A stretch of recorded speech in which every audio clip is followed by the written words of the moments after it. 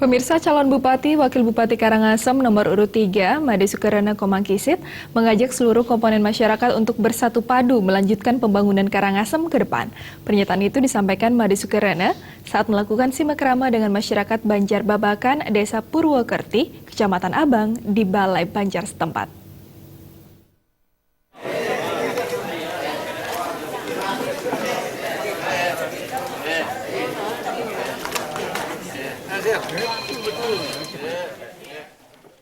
Di hadapan masyarakat Banjar Babakan, Desa Purwokerti, Kecamatan Abang, calon Bupati Karangasem nomor urut 3, Made Sukarana menyatakan membangun Karangasem yang luas wilayahnya nomor 2 terbesar di Bali serta jumlah penduduk mencapai 539.000 jiwa tidak bisa dilakukan oleh Bupati dan Wakil Bupatinya saja.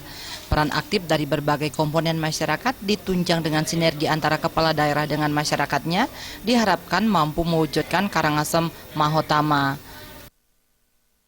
Tetapi dari geografis Karangasem paling kritis di Bali, 92% kering, itu memerlukan tenaga, pikiran, semangat yang cukup tinggi untuk bangun Kabupaten Karangasem. Sekali lagi walaupun PAD kita sudah tinggi tapi belum cukup karena penduduk kita 539.000 penduduk. Oleh karena itu perlu tentuan dana pusat, dana provinsi untuk membantu bagaimana PAD dan APBD Karangasem bisa maksimal. Saat menyampaikan visi misi sekaligus program kerja bila dipercaya memimpin Karangasem 5 tahun mendatang, Made Sukarana menjelaskan secara rinci permasalahan mendasar Karangasem, terutama di bidang infrastruktur serta solusi dalam menyelesaikan permasalahan tersebut. Dua kecamatan yang mendapat perhatian lebih dalam pembangunan infrastruktur, terutama pengembangan jalan hingga ke dusun-dusun, adalah Kecamatan Kubu dan Kecamatan Abang yang secara geografis berada di daerah perbukitan. Daerah-daerah kecamatan paling berat di Kabupaten Karangasem, pertama adalah Kubu. Kubu itu bicara Ban, Tianyar, Munti Gunung, Kentara pertahanan luar biasa sulitnya.